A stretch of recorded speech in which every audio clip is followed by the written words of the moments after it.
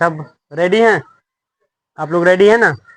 चलो अगले करीब बात करते हैं हम लोग हिंदी व्याकरण की। हिंदी व्याकरण में हम लोग बातचीत कर रहे थे, सुने ध्यान से।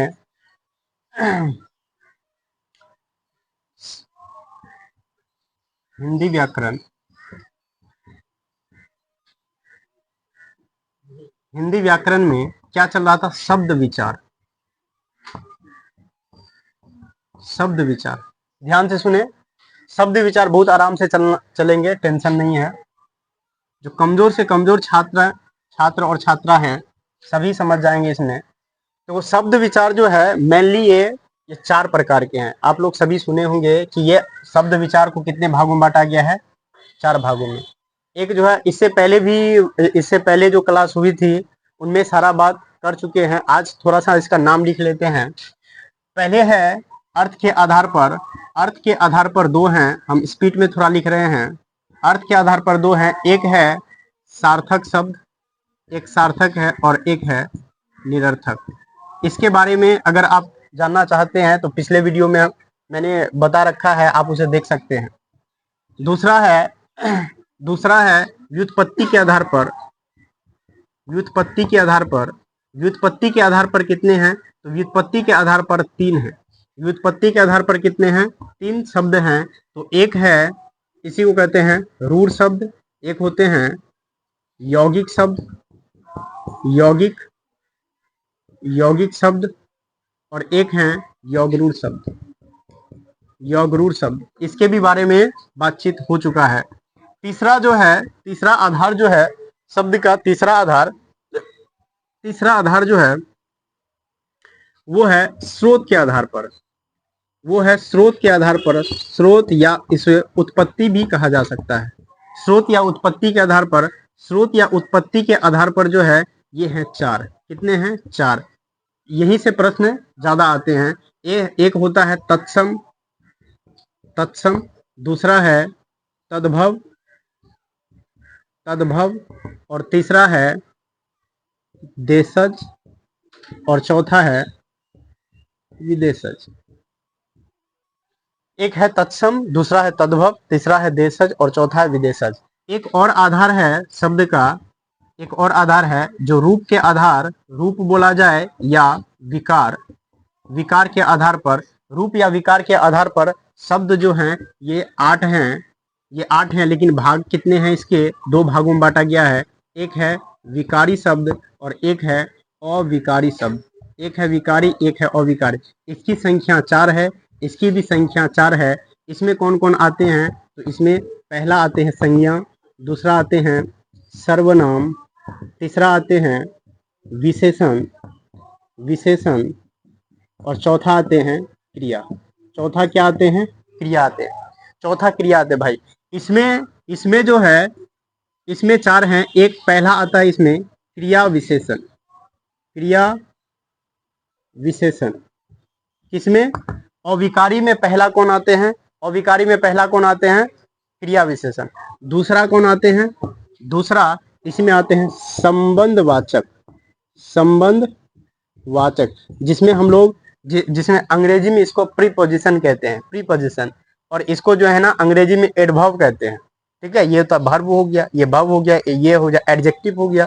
ये जो है प्रोनाउन जो हो गया, सर्वनाम को प्रोनाउन और संज्ञा को नाउन कहते हैं। वही जो है 8 भाग जो है, ठीक है, पूरे इंग्लिश ग्रामर को जो है 8 भागों में बांटा गया वर्ड के आधार पर, वही है। ठीक है, noun, pronoun, adjective, verb, adverb, preposition, conjunction, interjection. तो ये 8 इसी में आते हैं, ये 8 इसी में आते हैं। तो तीसरा जो है इसका, पहला, दूसरा, तीसरा आते हैं इसमें समुच्चयवाचक, और चौथा जो आते हैं इसी को कहते हैं विस्मयादि बोधक। तो ये कुछ बात था। इनमें जो है इसको कंप्लीटली पढ़ लिए हैं और इसे भी कंप्लीटली पढ़ लिए हैं। इसे स्टार्ट किए थे शायद तत्सम और तद्भव। तत्सम हो गया था, इसके कुछ अब पहचान से जानेंगे, इसका कुछ पहचान जानेंगे। तत्सम शब्द किसे कहते हैं? मैंने बताया था कि तत्सम शब्द क्या होते हैं कि संस्कृत के वे शब्द, संस्कृत के वे शब्द जो बिना परिवर्तन हुए हूबहू हिंदी में प्रयुक्त होते हैं उसे क्या कहते हैं? तत्सम कहते हैं। यानी संस्कृत के वैसे मूल शब्द जो हूबहू हिंदी में प्रयुक्त होते हैं उसे क्या कहते हैं? तत्सम कहते हैं। और इसकी पहचान हम लोग कल बात कर चुके थे, लेकिन जो बच्चा ऑनलाइन में है जो है उनको नहीं बताया गया है, तो हम उसे आज बता देते हैं। जो तत्सम की इसके पहचान, आखिर सर कौन सा शब्द जो है वो तत्सम होंगे, हम कैसे पहचान सकते हैं? देखिए 100% हम जो है किसी भी शब्द को पहचान नहीं सकते, इसका अभ्यास और जो है कठिन परिश्रम से ही पहचान सकते हैं। लेकिन कुछ बात हैं ऐसे जो कि अगर रहेंगे एग्जाम में तो ज्यादा चांसेस हैं कि आप पहचान सकते हैं। तो उसी पहचान पर हम लोग बात करेंगे आज, तत्सम शब्द की पहचान कैसे हो सकती है। तो चलो आगे बढ़ते हैं, आप चाहे तो इसे उतार सकते हैं। आप लोग लिख लिए होंगे इसे, चलो आगे बढ़ते हैं। हेडिंग डालें आप लोग, तत्सम शब्द की पहचान। इसके कुछ पहचान हैं जो कि हम पहचान सकते हैं। पहला बात, ध्यान से सुने, पहला जो है, यदि किसी शब्द में किसी ऐसे लिखें, संयुक्ताक्षर क्या है? आप लोग पढ़े होंगे संयुक्ताक्षर एक होता है जिसके छ ही कहा जाता है, त्र कहा जाता है, ज्ञ कहा जाता है और एक जो है स्र कहा जाता है। देखिए प्यारे विद्यार्थियों, इधर ध्यान से सुने, एक छ कहा जाता है, एक त्र होता है, एक ज्ञ होता है और एक स्र होता है। देखो ये जो बनते हैं, आप लोग पहले इस पर हम बातचीत कर चुके हैं, लेकिन आप लोग अगर जानना चाहते तो इसको जो है, ये छ जो कैसे आता है, ये क और प्लस क हलंत और धन जो है, यानी कि धन किसको जोड़ेंगे इसमें? बताइए कौन सा सौ है? ये कौन सा सौ है?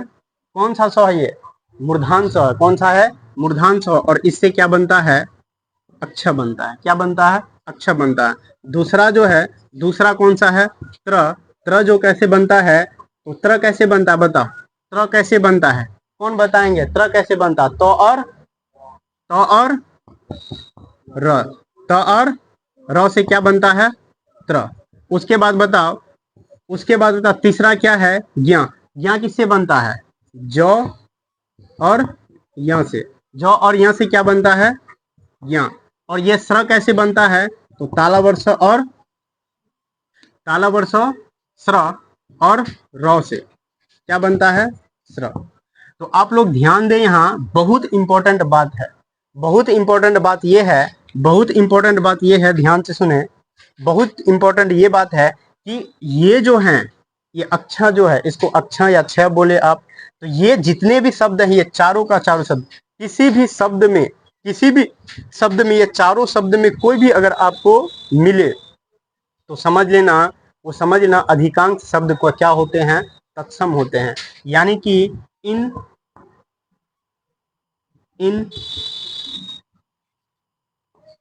वर्णों के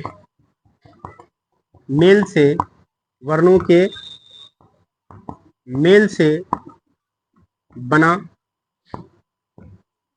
अधिकांश शब्द क्या होते हैं? तत्सम होते हैं। जैसे एग्जाम्पल हम दे, बताओ अक्षी कौन सा हो गए? अक्षी कौन सा शब्द है? तत्सम शब्द है। अक्षी कौन सा शब्द है? तत्सम शब्द है। जैसे हम लोग लिखें कृष्ण, ये भी कौन सा शब्द है? री आ जाता है, तो ये भी आगे जाके पढ़ेंगे। ऐसे लिखो, एक होता है छय, एक क्या होता है? छय। उसके बाद इसका और कुछ एग्जाम्पल हो सकते हैं, जैसे श्रवण, आप लोग इसका नाम सुनेंगे, श्रवण। तो श्रवण कौन सा शब्द है? देखो श्रवण कौन सा है? जैसे हो गया विज्ञान, ध्यान से सुने, विज्ञान।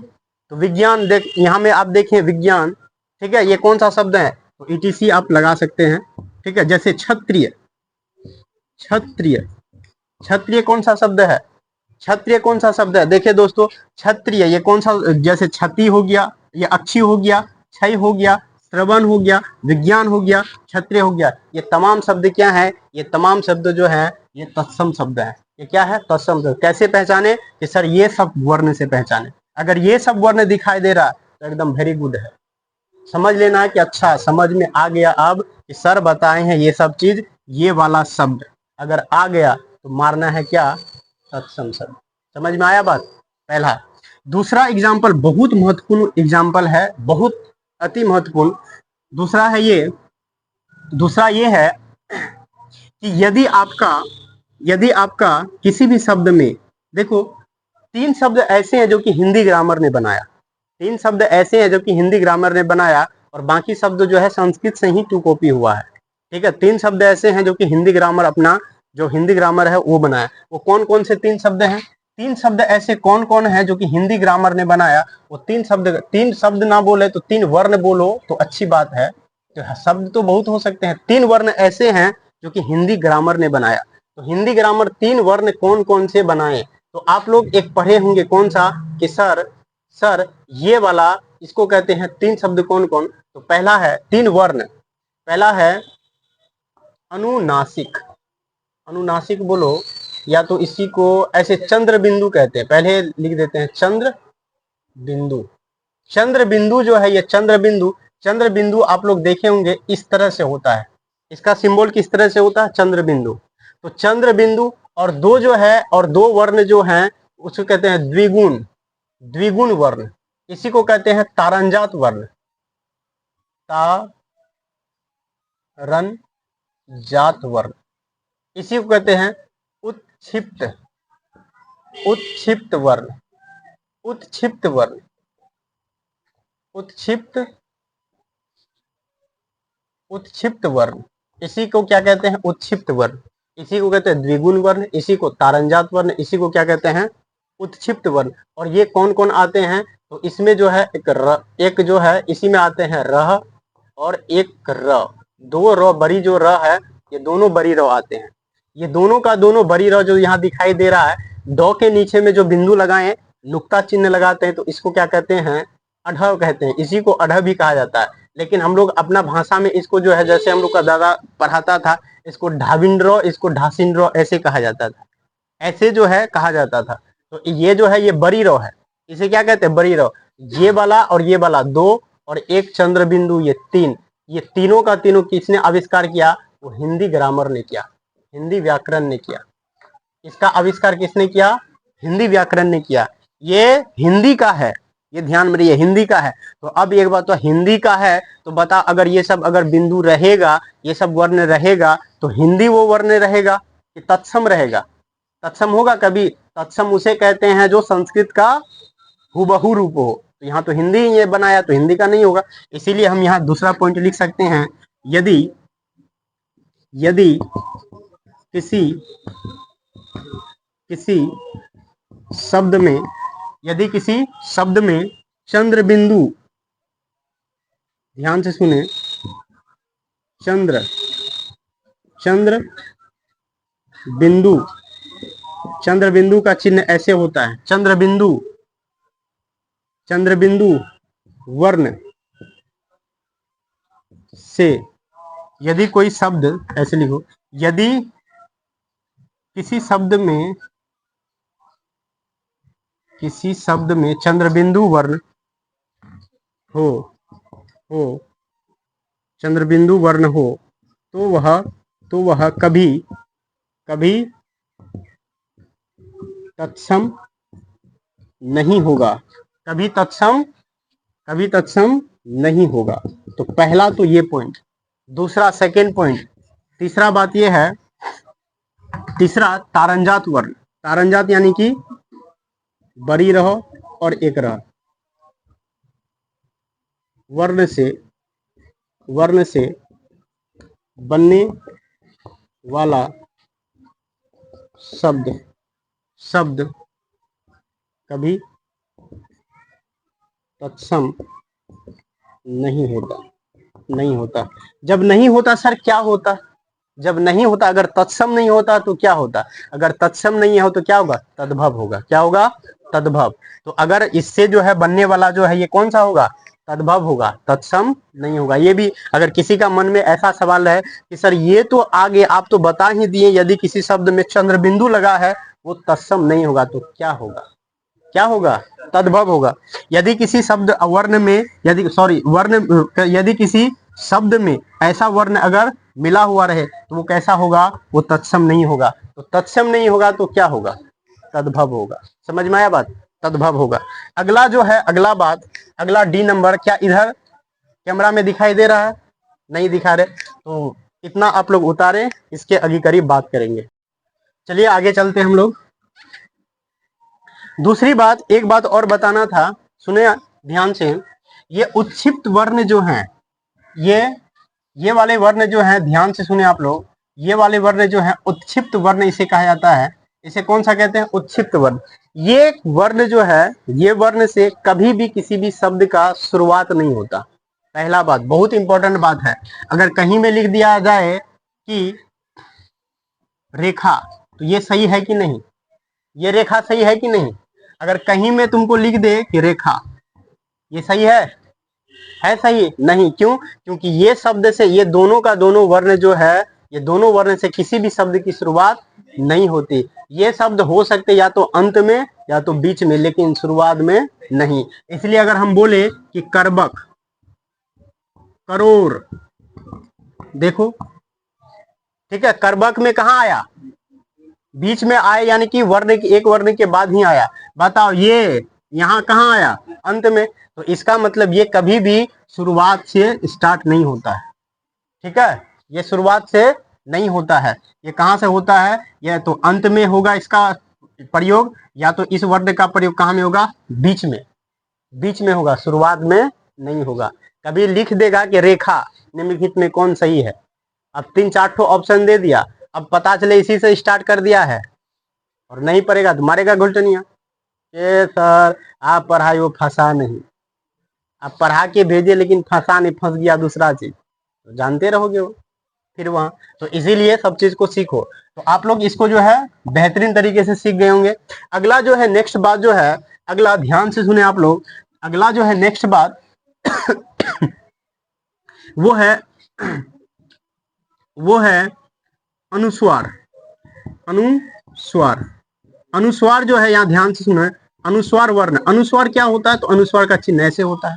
अनुस्वार से, ध्यान से सुनो, अनुस्वार से बना शब्द, ठीक है, इससे बना शब्द, इससे बना शब्द अधिकांश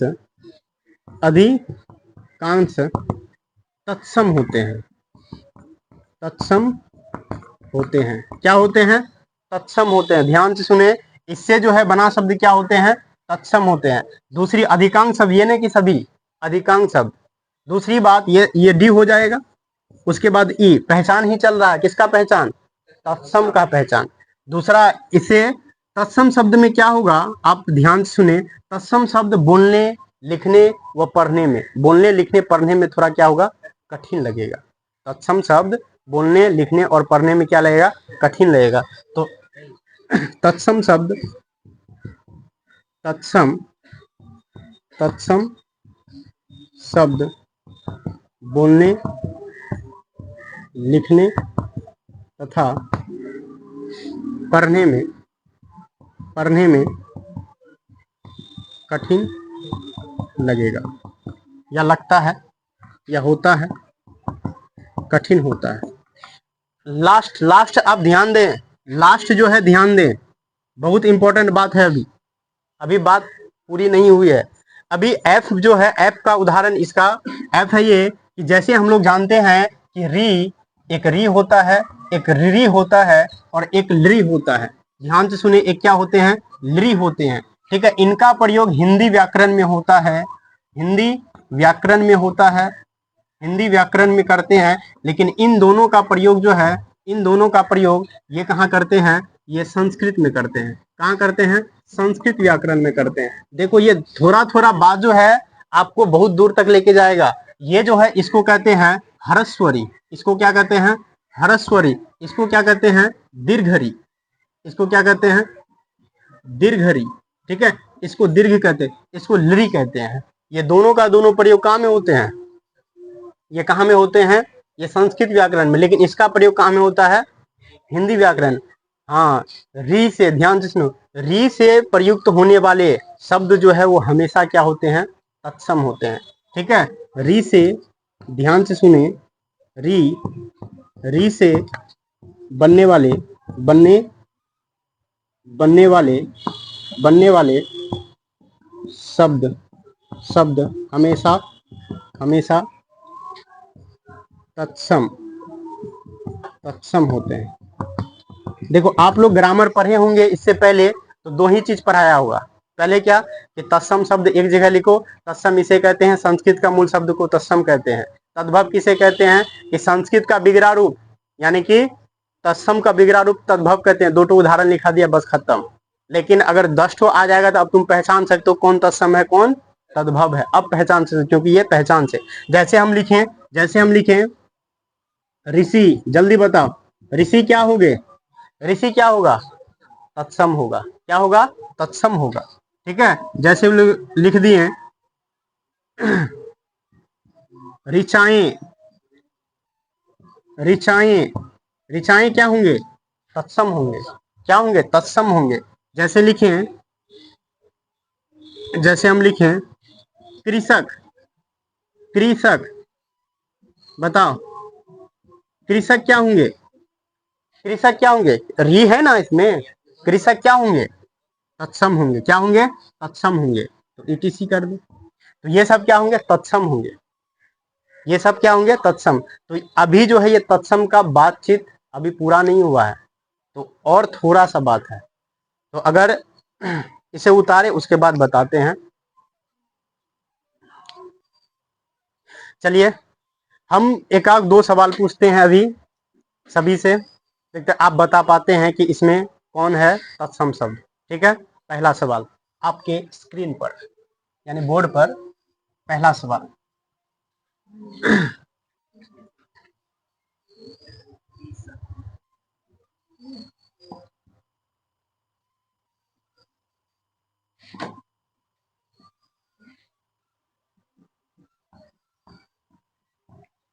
ठीक, पहला ऑप्शन ए तत्सम, ऑप्शन बी तद्भव, ऑप्शन सी देशज, ऑप्शन डी इनमें से सभी। इनमें